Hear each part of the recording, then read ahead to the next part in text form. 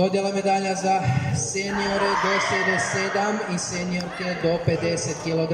Neka dođu na dodjelu medalja.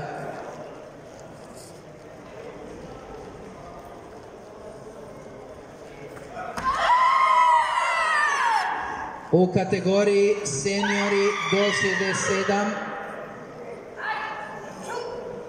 treća mjesta osvojili su Stjepan Štimac, Karate klub Stijena, i Antonio Grgić, Sports Life.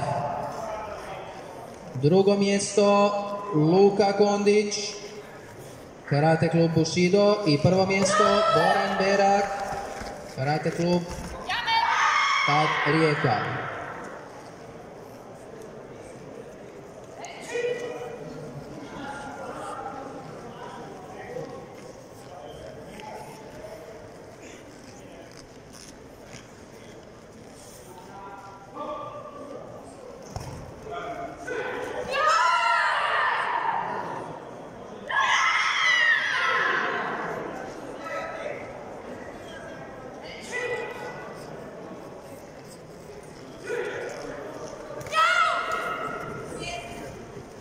Molimo osvajače medalja da dođu na dodjelu